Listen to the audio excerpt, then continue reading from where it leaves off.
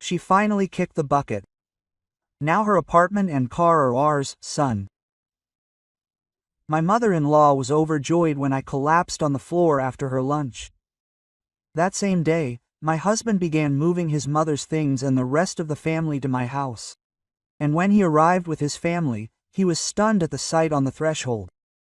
And before we begin, I ask you to like and subscribe to the channel. Thank you and enjoy. Morning rain pounded the windows of the real estate office, and Tatiana, with her usual concentration, studied the documents for yet another deal. At 38, she was one of the most successful agents in the city. Her clients trusted her with million-dollar purchases, and her colleagues envied her steady income. Her 3-room apartment in the city center served not only as a home but also as a symbol of professional success. A brand new white car parked under the windows completed the picture of a successful woman who had created her own prosperity. However, her family life was not as smooth as her career.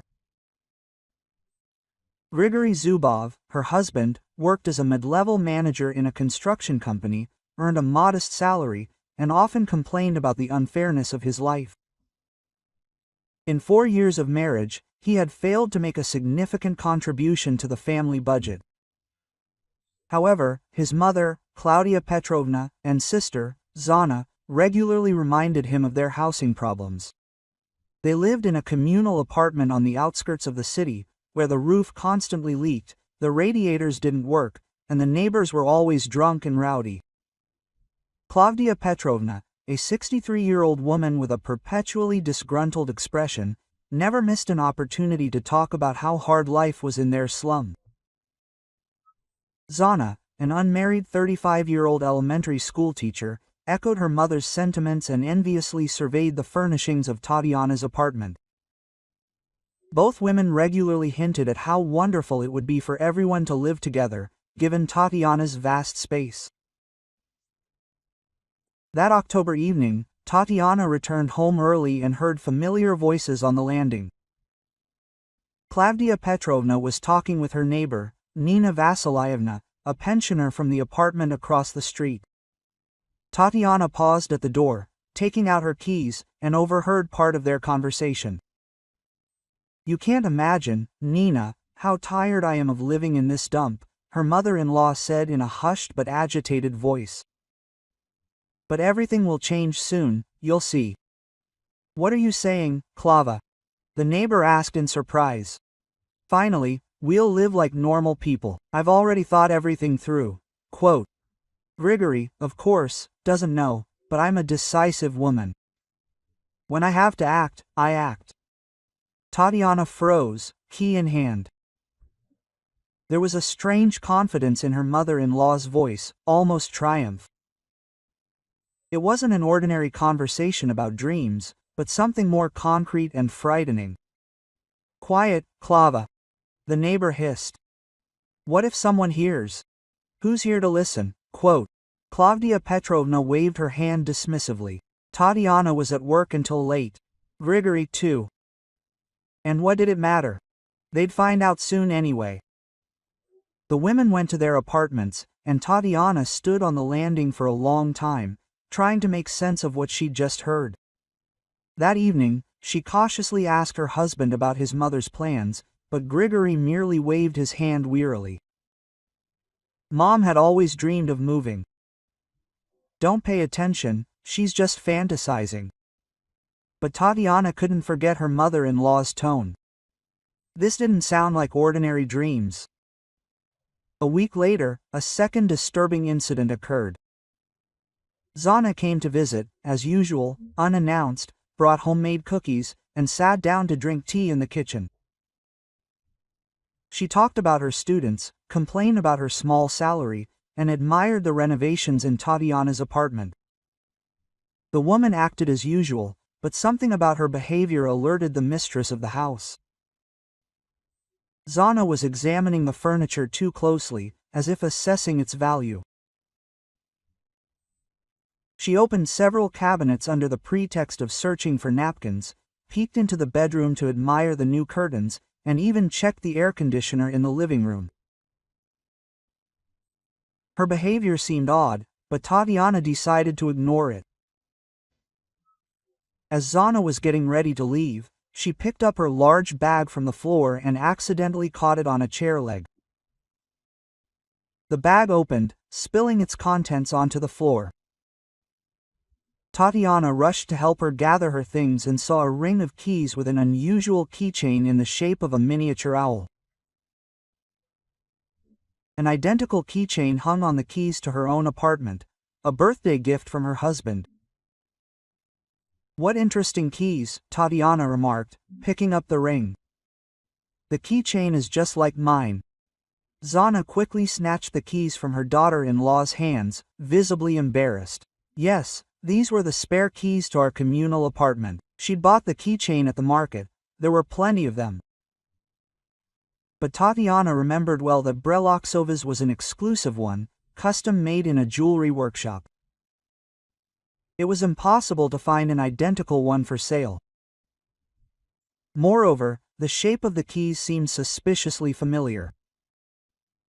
After the assistant left, Tatiana carefully examined her keychain. There was no doubt. Zana's keys looked like exact copies of her own. But where could she have gotten duplicates, and why would she need them? This thought haunted her for several days. Tatiana began to notice little things she hadn't noticed before. Grigory began staying late at work more often than usual, and when he returned, he seemed distracted and avoided conversation. Klavdia Petrovna called almost every day, asking about Tatiana's plans for the weekend and always checking if she would be home. The third alarm bell came completely unexpectedly. In the morning, the postman delivered a registered letter from the notary's office. Tatiana opened the envelope and found a notice of inheritance. It turned out that Evdokia's late aunt, with whom Tatiana hadn't spoken for the past 10 years, had left her a one-room apartment in a residential area. Tatiana was shocked. Aunt Ducia lived modestly, working her entire life as a librarian, and no one suspected she owned her own place. The letter stated that the apartment was small, but located in a new building and fully privatized. To formalize the inheritance, she needed to appear before the notary with the necessary documents.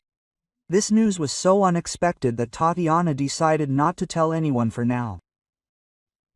First, she needed to sort out the documents, assess the condition of the apartment, and figure out what to do next. She hid the letter in her bedroom desk, in a folder with important documents. But 3 days later, something strange happened.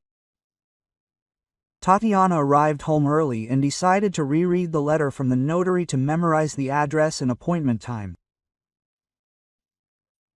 Opening the folder, she immediately noticed that the letter was not where she had left it. Tatiana usually filed documents strictly alphabetically, but the letter about the inheritance had ended up among the insurance policies. At first, she thought she had inadvertently misplaced the paper, but then she noticed something else. The envelope was not completely tucked into the folder, but was slightly protruding. Tatiana always neatly folded her documents.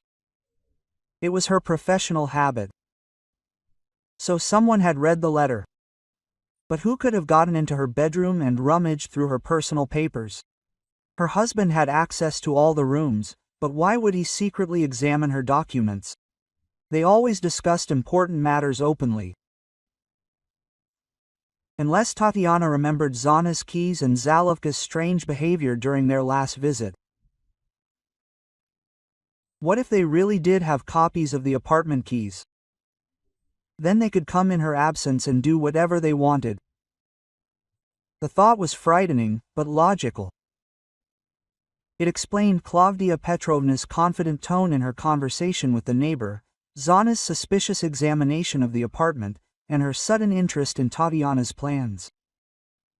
But what exactly were they planning? And what did the inheritance from Aunt Ducia have to do with it? Tatiana decided to act cautiously but decisively.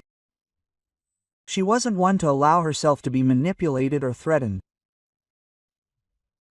Years of working in real estate had taught her to recognize deception and protect her interests. The next day, she changed the lock on the front door, explaining to her husband that the old one was sticking. Grigory didn't object, although he looked puzzled. Tatiana gave the new keys only to him, asking him not to show them to anyone else or lend them even for a short time. "Why such precautions?" he asked. "There's been an increase in thefts in the area lately." "Better to be safe than sorry," Tatiana replied. Grigory shrugged and agreed, but Tatiana noticed him briefly examining the new key several times, as if memorizing its shape. 2 days later, the experiment yielded results. Returning home, Tatiana discovered scratches on the door near the keyhole. Someone had tried to break into the apartment with the old keys. The scratches were fresh. There were no metal shavings on the floor, so the attempt had been recent. There was no longer any doubt. Her husband's family did indeed have copies of the keys and regularly visited the apartment in the owner's absence. But for what purpose? What were they looking for, or what were they planning? Tatiana installed a small hidden camera in the hallway, disguising it as a decorative element on a shelf. Now she could track all attempts to break into the apartment. She also decided to carefully study the behavior of her husband's relatives. She began recording the times of their calls, the topics of their conversations, and the questions they asked. Gradually, a disturbing picture emerged. Klavdia Petrovna inquired too frequently about Tatiana's health, asking how she was feeling, and suggesting folk remedies for fatigue and stress. Zana regularly inquired whether Tatiana was planning a vacation, visiting relatives, or considering a job change. Individually, these questions seemed like ordinary concerns, but taken together, they aroused suspicion. It was as if they were gathering information for some kind of plan. And the plan, apparently, was connected to Aunt Ducia's inheritance. Perhaps they thought Tatiana would receive a second apartment and want to sell one of them, or perhaps they hoped she would move into the new place, leaving the old one available to them. But Tatiana's intuition told her it was much more serious. Her mother-in-law's confident tone, the copies of the keys, the secret visits to the apartment, all of this pointed to something more than just a desire to improve their living conditions. Tatiana decided not to confide her suspicions to her husband. Grigory was too attached to his mother and sister. He would never believe their good intentions. Moreover, he might unwittingly alert them to Tatiana's suspicions. No, she had to act independently and very carefully. First, gather evidence, then understand her relatives' true motives, and only then decide what to do next. Tatiana was a decisive woman and not one to back down from a challenge. If they were indeed plotting against her, she would be able to protect herself and her interests. The main thing was not to be caught off guard. The next morning, she went to the notary to formalize the inheritance. Aunt Ducia's apartment turned out to be in good condition, modernly renovated and furnished. The notary explained that the deceased had purchased the property only 2 years earlier with proceeds from the sale of her dacha, but had not lived there due to illness. "Your aunt really wanted the apartment to go to you," the notary said. "She said that you were the only one in the family who could properly manage the inheritance." These words made Tatiana think. It turned out that Aunt Ducia had deliberately chosen her as the heir, although they had no close relationship. Perhaps the elderly woman knew something or had a premonition. That evening, Tatiana looked at the hidden camera footage. No one had come to the apartment in her absence, but this did not reassure her. Perhaps after the lock was changed, they temporarily stopped visiting, but did not abandon their plans.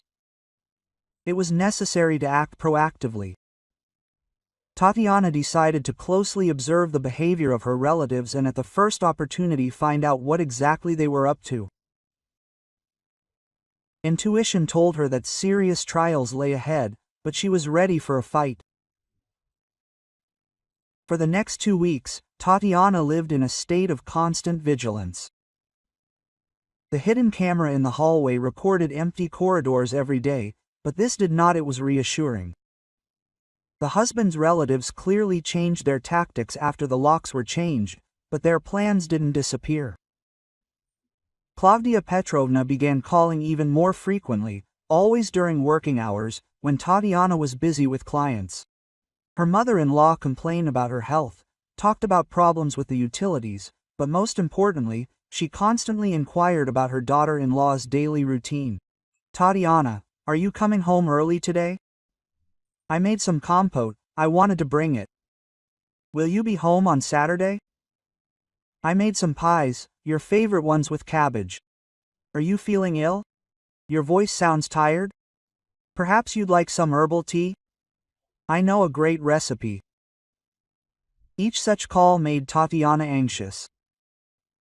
Her mother-in-law was too intrusive in asking about her plans, too often offering homemade treats. And after the incident with the keys, any gifts from her husband's relatives seemed suspicious. Zana also changed her behavior. She stopped dropping by unannounced, but she began sending photos, supposedly for a family album. The pictures showed views from Tatiana's apartment windows, the living room interior, the kitchen, the bedroom.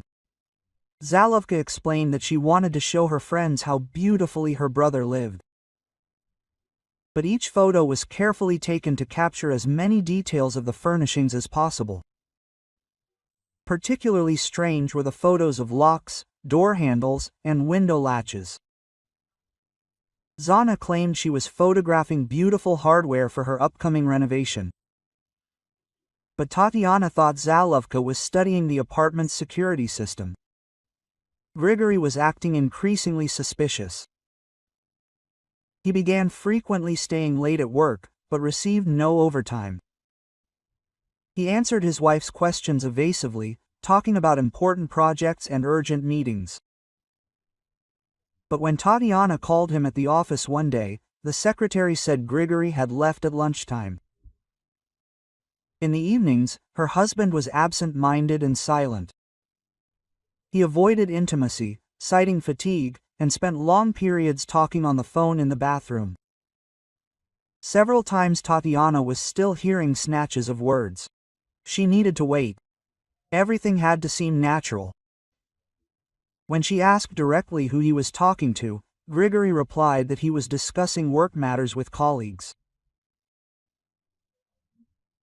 But work conversations don't happen in whispers in the bathroom at 11 p.m. Most alarming was the change in Grigory's attitude toward everyday matters. Previously, he'd never inquired about the apartment documents and didn't even know where the insurance was kept. Now he frequently inquired about financial matters, inquiring about the size of the car loan, inquiring about the cost of repairs. "I just want to be informed about our expenses," he explained. But Tatiana understood that her husband was assessing the family property, perhaps at the request of his mother and sister. The decisive moment came on Friday evening. Tatiana returned home earlier than usual and checked the security camera footage. What she saw left her frozen with horror.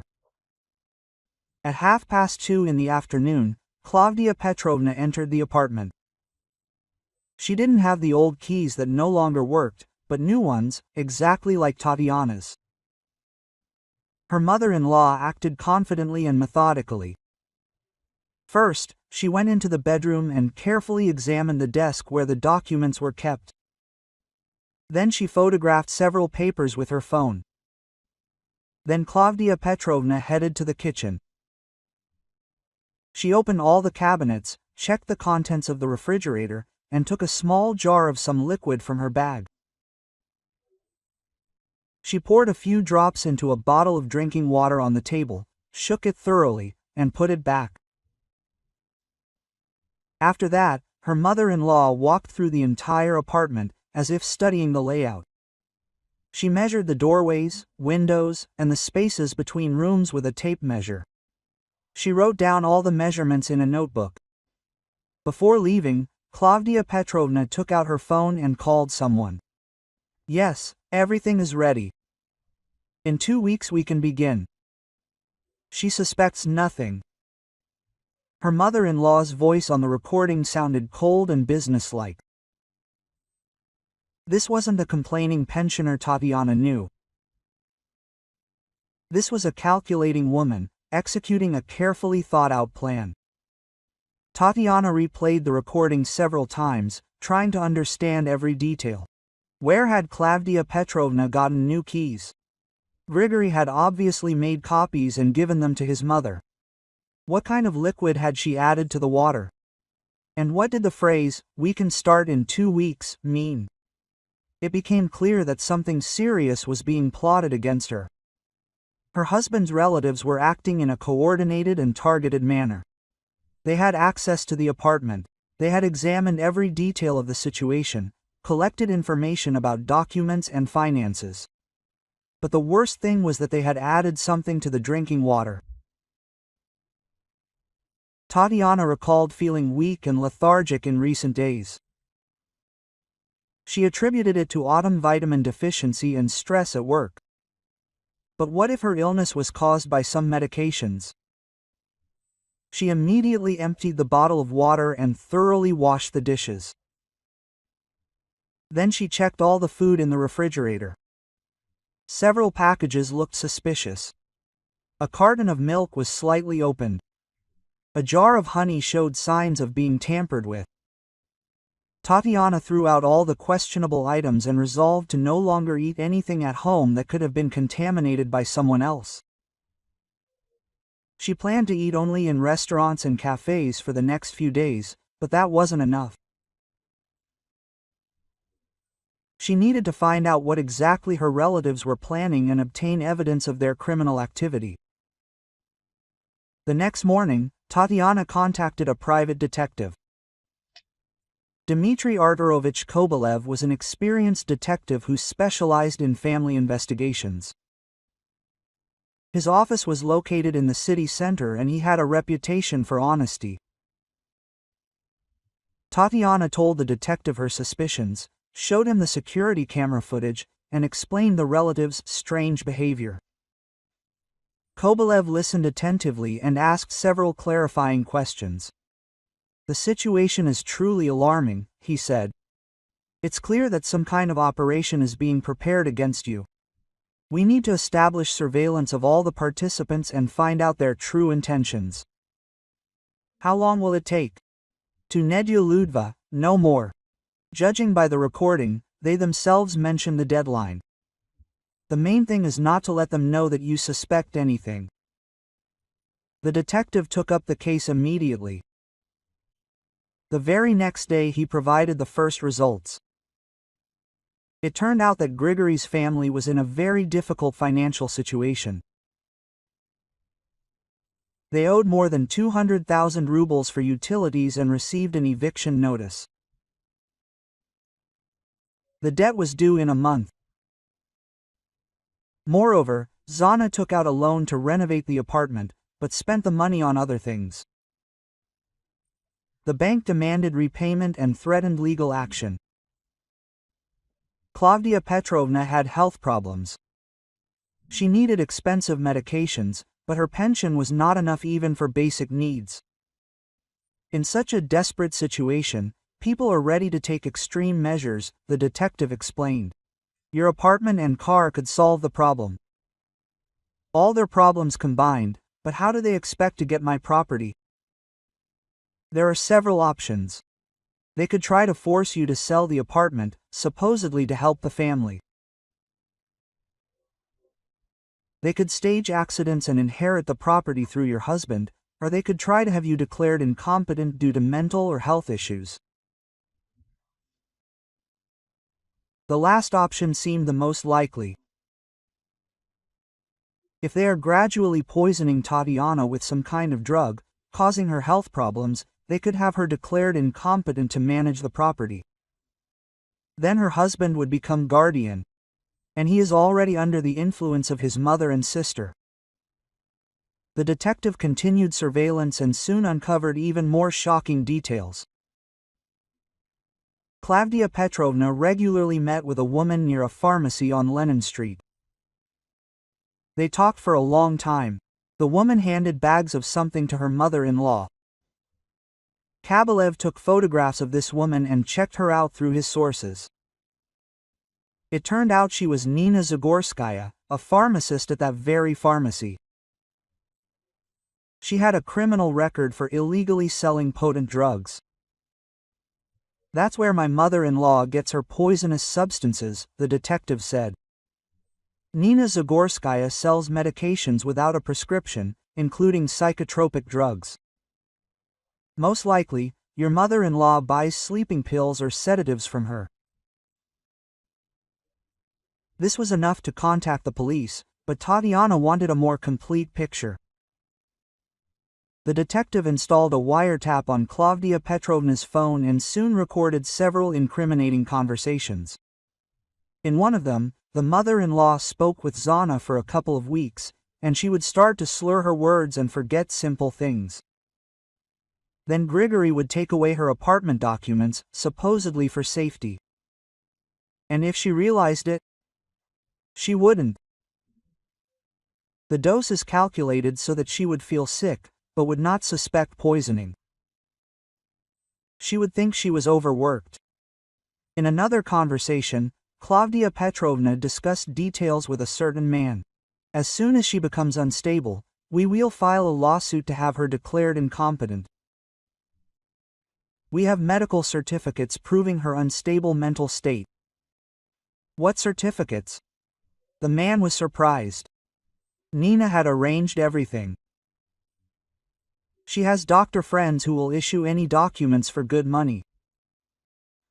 The picture was becoming increasingly clear and terrifying. Her husband's relatives were planning to slowly poison Tatiana with drugs that affect her psyche. Then, they would obtain fake medical certificates proving her incompetence. After that, they would file a lawsuit to have her declared incompetent and transfer custody to Grigory. As guardian, the husband would have the right to dispose of all of his wife's property, and under the influence of his mother and sister, he would likely sell the apartment and car, ostensibly for Tatiana's treatment in a private clinic. In this plan, Tatiana herself was relegated to the role of a weak-willed patient who would spend the rest of her life in a psychiatric hospital, while her property would provide a comfortable old age for the Zubov family. The plan was well thought out and insidious. If Tatiana hadn't noticed, if she'd substituted the inheritance letter, ignored her relative's behavior, and neglected to install a camera in the hallway, everything could have worked out. But now she knew the truth and could defend herself. The detective had gathered enough evidence to open a criminal case. Recordings of conversations, photographs of meetings with the pharmacist, information about the family's financial problems. All of this could have served as grounds for an arrest. However, Tatiana decided to wait for the decisive moment. She wanted to catch her relatives red-handed when they tried to finally implement their plan. They talked about a 2-week deadline, she told the detective. So, something decisive must happen soon. Yes, most likely, they will try to give you a large dose of the drug to induce acute distress. After that, they will call an ambulance and hospitalize you, supposedly for treatment, Kobelev agreed. Then we will wait, but I am ready for the meeting. Tatiana contacted a toxicologist in advance and received an antidote for the most common sedatives. In addition, she agreed with the doctor that he would be ready to confirm her normal mental state, if necessary. All that remained was to wait for her husband's relatives to take decisive action. That moment arrived a week later. On Thursday evening, Klavdia Petrovna called and in a sweet voice invited Tatiana to a family dinner. Quote, "Tatiana, I made your favorite borscht and cutlets. Grigory will be free early today. Zanachka will come too. We haven't all gotten together for a long time." There was a false joy in her mother-in-law's voice, but Tatiana understood this invitation to execution. The family dinner would be their last if the relatives' plan came to fruition. "Of course, Klavdia Petrovna. What time should I arrive?" 7 p.m. "And don't eat anything before dinner. I've prepared so much." Tatiana hung up and smiled. Finally, the adversaries had decided to take an open action. Now they could set the final trap. She contacted the detective and arranged for him to watch her mother-in-law's apartment and record everything that happened. Furthermore, Tatiana warned the local police officer that urgent assistance might be needed. All that remained was to take the antidote, prepare for the decisive battle, and enter the enemy's lair. Tatiana felt no fear.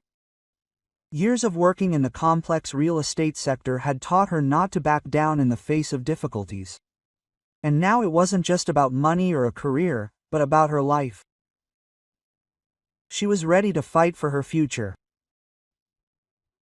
Friday began like a normal workday, but Tatiana she felt the electric tension of the approaching denouement in the air. She spent the entire day in the office, dealing with current affairs and trying not to think about the upcoming evening. But concentration was difficult. Her thoughts constantly returned to her in-law's plan. At 5:30, she took the antidote given to her by the toxicologist. The drug was supposed to neutralize the effects of most sedatives and psychotropic drugs. In addition, Tatiana tested the miniature voice recorder hidden in her purse and made sure that Detective Kobelev was ready for observation. By 7 p.m., she arrived at her mother-in-law's house. The old building looked gloomy in the dim light of the streetlights. The windows of the communal apartments glowed with yellow spots. The entrance hall smelled of damp and cat poop. The stairs creaked underfoot. Klavdia Petrovna greeted her daughter-in-law with a cheerful smile, which seemed particularly false to Tatiana. Her mother-in-law was dressed in a smart red dress, her hair neatly styled. Her face was carefully made up. It looked too formal for a casual family dinner. "Come in, my dear, I'm so glad to see you." Grigory sat at the table in the living room, looking tense. He avoided his wife's direct gaze, nervously fiddling with his napkin and frequently glancing at his mother. Zana was busy in the kitchen, but from time to time she peeked into the room with an anxious expression. The table was set with particular care. The white tablecloth, the best service, usually brought out only on major holidays. In the center stood a large tureen of borscht, surrounded by a plate of salads, bread, and appetizers. Quote, sit down, Tatiana," Klavdia Petrovna fussed. "Let's start with the borscht. I made it especially for you. Using a special recipe with secret ingredients." The last phrase sounded ambiguous. Tatiana sat down at the table and looked around carefully. Everything looked like a family celebration, but the atmosphere was tense and unnatural. Her mother-in-law was ladling borscht into plates, but Tatiana noticed that Klavdia Petrovna was pouring herself some from a separate saucepan that was standing on the stove. Grigory and Zana received portions from the main tureen, but her mother-in-law was clearly eating something else. Quote, "Why do you have different borscht?" Tatiana asked. "Yes, I have gastritis, I can't have spicy food," her mother-in-law quickly replied, "but you young people can have anything. Eat, don't be shy." Tatiana took a spoon and pretended to taste it. The borscht smelled fine, but she noticed a slight bitter aftertaste that shouldn't have been there. Something had clearly been added to the soup. She carefully scooped up the spoon, brought it to her mouth, but at the last moment, discreetly poured the contents back into the bowl, then praised the taste and asked for more. Klavdia Petrovna beamed and hurried to pour another helping. This time, Tatiana saw her mother-in-law add a few drops from a small bottle to her plate, stir it quickly, and serve it with a satisfied smile. Quote, "Eat, my dear, eat. It's for your health." Tatiana continued to pretend to eat, discreetly pouring the contents of the spoon back into the plate or onto a napkin. Grigory and Zana ate in silence, exchanging glances from time to time. The atmosphere grew increasingly tense. After the soup, the second course, cutlets with mashed potatoes, was served. Klavdia Petrovna again ensured that Tatiana's plate received the special treatment. The daughter-in-law watched her mother-in-law sprinkle her food with some kind of powder from a small packet. Quote, "It's a spice for flavor," Klavdia Petrovna explained. "It's very healthy, I buy it at the drugstore." Tatiana nodded and continued her performance. She pretended to eat with gusto, praised her mother-in-law's culinary skills, talked about her work, but carefully watched the others' reactions. Grigory seemed increasingly agitated. He frequently glanced at his watch, coughed nervously, and rose from the table several times under various pretexts. Zana, usually talkative, was also out of sorts. Today she barely participated in the conversation, while Klavdia Petrovna, on the contrary, became increasingly animated. She constantly ladled food onto Tatiana's plate, poured tea, and told her funny stories, but her gaze was attentive and expectant. She was clearly waiting for the drugs she'd slipped her to take effect. Half an hour into dinner, Tatiana decided it was time to move on to the final act. She began complaining of dizziness and weakness. Quote, "I don't feel well," she muttered, rocking back in her chair. "My head is spinning." Grigory grew alarmed and rushed to his wife, but Klavdia Petrovna stopped him with a gesture. "Don't worry, son, it's just fatigue. Tatiana works hard, her body is weakened," but there was poorly concealed satisfaction in her mother-in-law's voice. The plan was beginning to work. Tatiana stepped up her game. She began to slur her words, dropping cutlery and rocking back and forth in her chair. Finally, with a groan, she rose from the table and took a few hesitant steps toward the door. Quote, "I need some air," she whispered, collapsing to the floor. The effect was stunning. Grigory jumped up and rushed to his wife, but Klavdia Petrovna grabbed his hand. She finally leaned back. Quote, "Now her apartment and car will be ours, son." His mother-in-law rejoiced as Tatiana lay motionless on the floor. These words were spoken with such undisguised triumph that even Grigory was taken aback. He looked at his mother in bewilderment. Quote, "Mom, what are you saying? Call an ambulance." "What ambulance?" Klavdia Petrovna waved her hand dismissively. "She's just sleeping soundly. By morning it will all be over, and we will be the heirs." Zana approached the prone Tatiana and felt her pulse. "She's still breathing," she said disappointedly. "Maybe I should give her another dose?" "No need," her mother-in-law shook her head.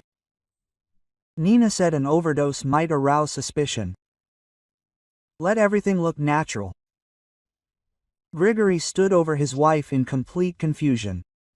It was beginning to dawn on him that something terrible was happening. Quote, "Mom, what have you done? What did you give her?" "Nothing special," Klavdia Petrovna reassured him. "It's just a strong sleeping pill. She'll sleep for a few days, and then, well, Who knows what can happen to a person in such a state? His mother's cruel frankness shocked Grigory. For the first time, he realized that he had become an accomplice to the attempted murder of his own wife. Quote, "Are you crazy?" he screamed. "This is a crime." "Quiet, quiet," his mother-in-law hissed. "The neighbors will hear. And this is not a crime, but justice. This upstart has been living in luxury at your expense for too long." "At my expense?" "Yes, she supports our entire family. Claudia Petrovna is temporarily supporting us according to the rules. And now we'll support ourselves with her money." Zana, meanwhile, was searching Tatiana's purse, pulling out documents and keys. "Here's her passport, here are the keys to the car and apartment. We can start moving." "Move?" Grigory didn't understand. Of course, his mother was delighted. "While she's sleeping, we'll move our things to her apartment. And when she wakes up? If she wakes up, she'll find us the rightful owners." The plan was thought out to the last detail. They figured Tatiana would be unconscious for several days. During that time, they would move into her apartment, arrange a power of attorney for the property, sell the car, and when Tatiana woke up, it would be too late to change anything. That same day, her husband began moving his mother's things and the restrooms to her home.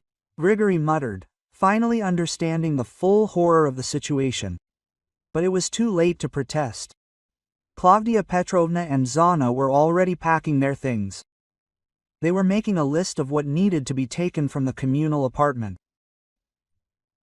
"Grigory, help us pack the essentials," his mother commanded. "And we'll leave this one here, let it sit in peace." An hour later, they were loading bags and suitcases into Tatiana's car. Grigory acted as if in a daze, unable to resist while his mother was at it. The keys to his wife's apartment were in his pocket, the documents in Zana's briefcase. When they pulled up to Tatiana's house and climbed the stairs with their things, Grigory still hoped that what was happening was a nightmare. But when he inserted the key into the lock and opened the door, reality crashed down on him with all its force. Tatiana was standing in the hallway, alive, healthy, and fully conscious. Next to her were two uniformed police officers and a man in civilian clothes, filming the scene.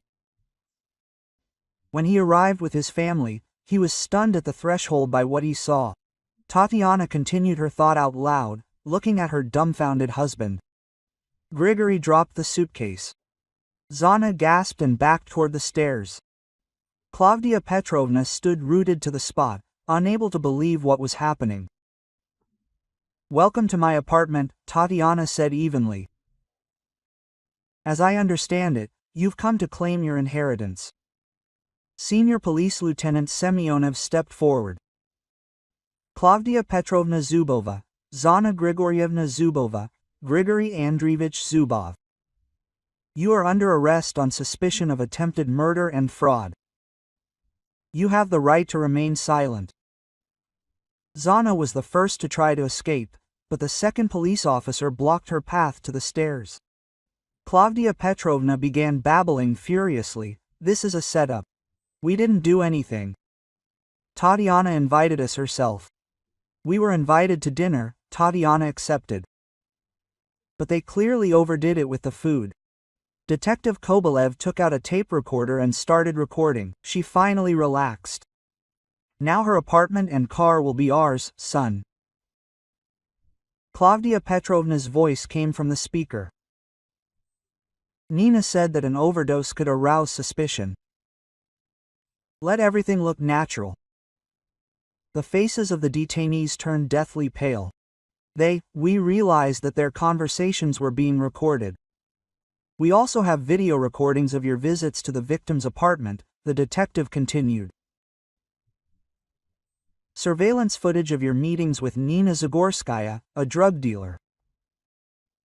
Samples of the poisoned food for analysis." Grigory slowly sank to the floor, leaning against the wall. He couldn't believe that he had become involved in a criminal conspiracy against his own wife. Quote, "Tatiana, I didn't know. Mom said she just wanted to help you relax. I didn't know." Tatiana took the apartment keys out of her bag. "And where did Mom get these copies?" "By themselves." Grigory covered his face with his hands. Indeed, he had made copies of the keys himself at his mother's request. She said she wanted to be able to go to them in an emergency. Quote, "If something happens to Tatiana, she lied to me," he muttered. "She said she was just worried about your health." "And who looked through the inheritance documents in my absence?" "I did. Mom asked me to find out what valuables we have, in case you need a loan." Each excuse sounded more and more pitiful. Grigory understood that he had become a puppet in the hands of his mother and sister, but that didn't absolve him of guilt. Klavdia Petrovna, meanwhile, tried to play the role of a harmless pensioner. "Officer, this is a misunderstanding. I simply wanted to feed my daughter-in-law. I have a bad heart. I'm not capable of crime." "A bad heart didn't stop you from regularly buying psychotropic drugs from the pharmacist Zagorskaya." The lieutenant objected. "By the way, she's already been detained and is giving a statement." This news completely broke his mother-in-law. If Nina Zagorskaya was caught, she would surely tell on all the buyers to mitigate her own punishment. Zana tried her last trump card. "And if Tatiana made it all up, maybe she wants to get rid of us and made up this story." In response, the detective played another recording of Zana's conversation with her mother about the best way to divide Tatiana's property after her disappearance. Quote, "No comment," he said dryly. The detainees were led away to the station. Grigory walked last, glancing back at his wife several times. His eyes were filled with remorse and despair, but Tatiana felt no pity for him. He had made his choice when he agreed to participate in his mother's plan. When the apartment was empty, Tatiana sat down in a chair and sighed deeply. The nervous tension of the past few weeks had finally eased. Quote, "Well," said Detective Kobelev, "we can say the case is closed. The investigation has enough evidence to open a criminal case." "And what punishment do they face?" "Attempted murder, from 8 to 20 years. Considering the method of committing the crime and the selfish motives, the court is unlikely to be lenient." Tatiana nodded. Justice had been served, but the victory brought no joy. The next day, the preliminary investigation began. Tatiana gave detailed testimony, providing all the records and materials. The examination confirmed the presence of powerful sleeping pills in the food, in a dosage capable of causing a coma or death. But the most shocking discovery was the results of the investigation into the Zubov family's past. It turned out that Klavdia Petrovna had been married twice. Her first husband, Grigory's father, died in a car accident under mysterious circumstances. The second husband died of a heart attack 6 months after the wedding. In both cases, Klavdia Petrovna was the sole heir to her late husband's property. Moreover, before their deaths, both men complained of feeling unwell, dizziness, and memory problems. Quote, "It appears your case was not the first," the investigator said. "We will look into the archives and verify the circumstances of the deaths of your mother-in-law's previous husbands." Grigory, upon learning this, completely broke down. He realized that his mother was a serial criminal who had been using poisoning for years to enrich herself. Now he had unwittingly become her accomplice in the attempted murder of his own wife. At the trial, Klavdia Petrovna tried to portray a helpless, sick old woman, but numerous pieces of evidence left no doubt of her guilt. The examination showed that she was well versed in poisons and their dosages, knew how to forge medical certificates, and had connections in the criminal underworld. Zana received 7 years for her complicity. She sincerely repented and asked Tatiana for forgiveness, but this could not change the verdict. Grigory was given a suspended sentence of 5 years, given that he acted under his mother's influence and tried to stop the crime at the last minute. But his marriage to Tatiana was dissolved at her request. Klavdia Petrovna received the maximum sentence of 18 years in a maximum security prison. At her age, this meant life imprisonment. Nina Zagorskaya was also sentenced to 10 years for drug trafficking and complicity in attempted murder. Tatiana won the case, but the victory was bittersweet. She lost her husband, her family, and her faith in her loved ones. The apartment she had so carefully defended began to feel empty and hostile.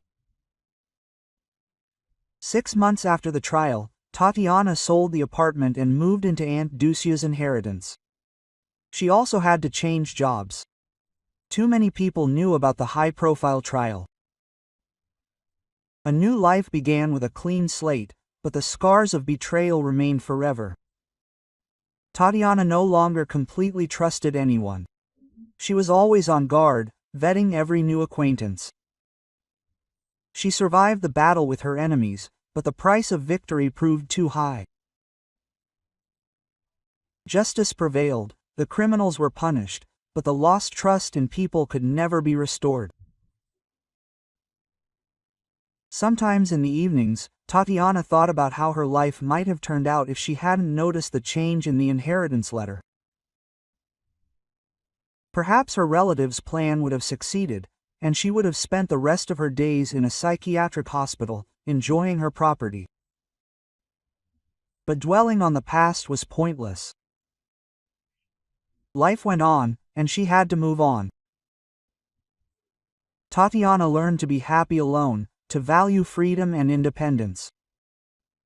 The only thing that consoled her was that no one could ever take advantage of her trusting nature and kindness again.